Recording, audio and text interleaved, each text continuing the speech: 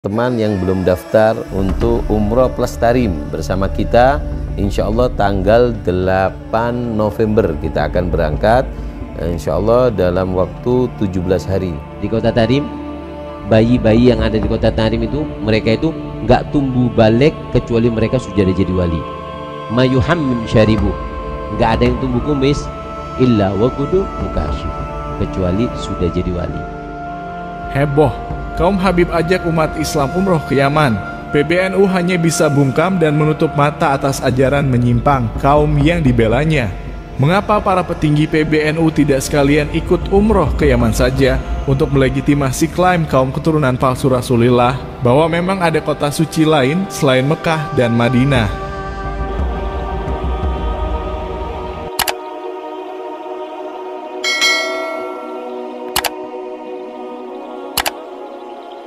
Di Indonesia, ada satu golongan manusia yang sudah hidup beberapa generasi di bumi Nusantara. Lahir, hidup, dan juga mati di negeri kita, namun golongan mereka hingga saat ini tidak bisa move on dengan negeri asalnya, hingga setiap hari selalu mengagung-agungkan negeri kakek moyangnya tersebut, jauh melebihi negeri yang sekarang ini ditempati olehnya. Kalau kita cermati bersama, di negeri kita ini terdapat banyak sekali warga negara yang dahulu nenek moyang mereka adalah bangsa pendatang yang mencari penghidupan di bumi Nusantara, terutama bangsa-bangsa Timur Asia yang diantaranya adalah bangsa Arab dan bangsa Cina.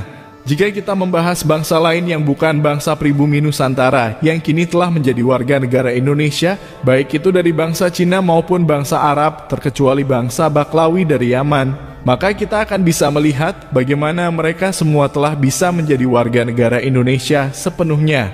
Meskipun mereka tetap melestarikan budaya dan tidak menghilangkan identitas kesukuannya, namun kita tahu bagaimana rasa nasionalisme mereka terhadap negeri Indonesia begitu besar dan tidak peduli lagi dengan negeri asal nenek moyangnya yang jauh ada di sana. Kita tidak akan pernah melihat ada warga negara Indonesia yang asli berasal dari bangsa Arab sana selalu membangga-banggakan negeri Arabnya atau mengagung-agungkan Mekah dan Madinah di tengah-tengah kita, meskipun itu bisa kita maklumi karena itu adalah kota suci negerinya Rasulullah yang menjadi panutan umat Islam bangsa Indonesia.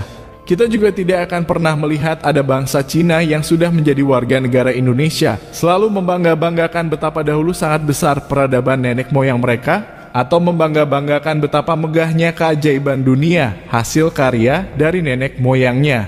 Mereka semua telah sadar sepenuhnya bahwa mereka lahir, hidup, dan mati di bumi Nusantara, maka sudah sepantasnya mereka lebih cinta terhadap negeri yang sekarang menjadi tumpuan hidupnya. Tidak lagi mengingat, apalagi membangga-banggakan negeri moyangnya, karena itu bisa menyakiti perasaan bangsa pribumi Nusantara sebagai tuan rumah. Dan memang sikap seperti itulah yang seharusnya dimiliki bangsa keturunan pendatang ketika sudah menjadi bagian dari bangsa Indonesia, di mana saat ini sikap tahu diri tersebut sama sekali tidak dimiliki oleh satu golongan keturunan pendatang, yakni golongan Baklawi dari Yaman. Di mana-mana mereka selalu mengagung-agungkan negeri kakek moyangnya, dikampanyekan kepada umat Islam dengan dibungkus menggunakan klaim-klaim agama dan Rasulullah, seolah kemuliaan negeri kakek moyang mereka tersebut adalah benar-benar berkaitan dengan agama yang dibawa oleh Rasulullah.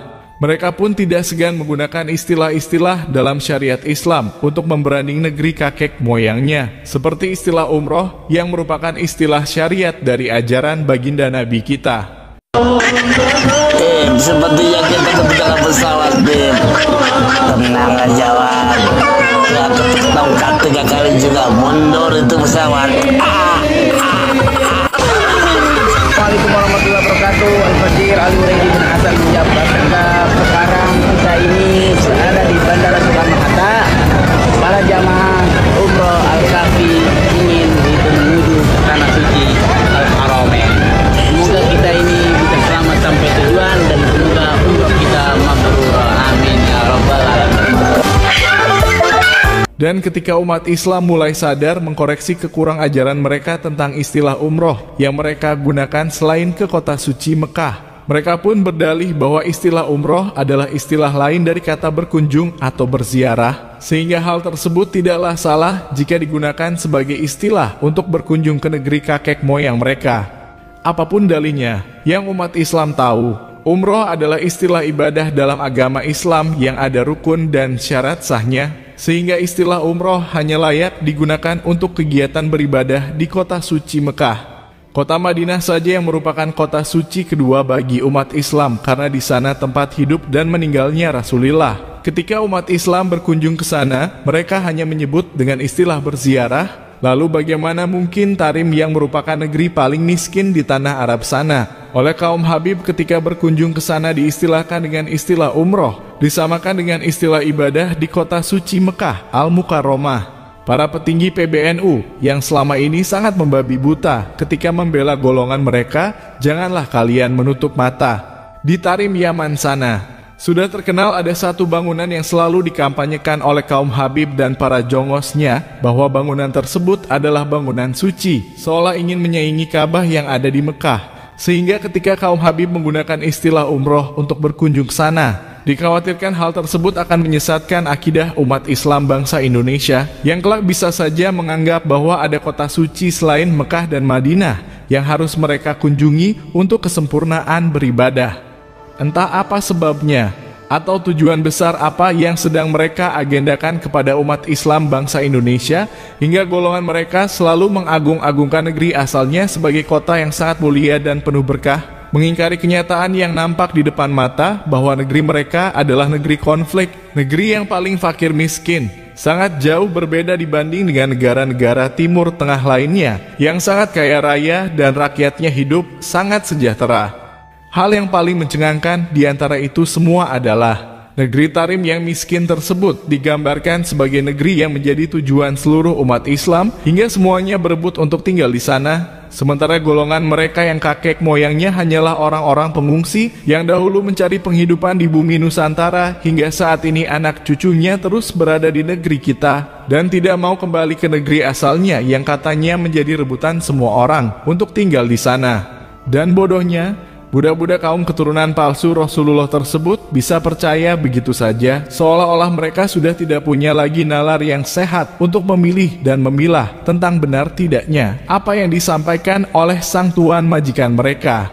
Jika kaum budak atau mukibin Bani Ubaidillah memang tidak mati akal sehatnya, ketika majikan mereka berkata bahwa negeri asal kakek moyangnya tersebut adalah negeri yang menjadi rebutan semua orang untuk tinggal di sana, tentu saja para mukibin akan bertanya, mengapa tuan majikan mereka lebih betah tinggal di bumi Nusantara? Mengapa majikan mereka tidak berbondong-bondong kembali ke negeri leluhurnya yang katanya penuh berkah dengan kehidupan yang sangat sejahtera? Maka dari itulah, sangat beruntung kita yang telah dianugerahi oleh Allah Ta'ala akal fikiran yang sehat dan bisa digunakan untuk berpikir dengan semestinya hingga kita bisa menilai tentang apa yang selalu dikampanyekan oleh kaum Habib bahwa betapa mulianya negeri kakek moyang mereka tersebut hanyalah suatu bualan yang tidak sesuai dengan fakta. Fakta yang nampak jelas di depan mata kita semua adalah negeri asal mereka adalah negeri miskin yang penuh konflik yang siapapun orangnya jika memiliki akal yang waras sampai kiamat kurang sehari pun tidak akan punya keinginan untuk berkunjung apalagi sampai tinggal berlama-lama di sana. Dan tugas kita sekarang adalah selalu glorifikasi apapun yang mereka ceritakan tentang negeri kakek moyang mereka, sebab kita tidak pernah tahu apa agenda besar mereka sesungguhnya hingga golongan mereka selalu mengagung-agungkan negeri asalnya padahal mereka hidup dan mencari makan di bumi Nusantara. Jika kita dikatakan rasis karena selalu menjelek-jelekan Yaman, negeri asal mereka, ya, katakan saja kita memang rasis kepada mereka karena mereka tidak pernah bisa move on dengan negeri asalnya, selalu mengkampanyekan betapa agungnya negeri asal mereka. Tidak seperti keturunan pendatang lain yang telah melupakan negeri asal mereka dan telah menjadi bangsa Indonesia sepenuhnya.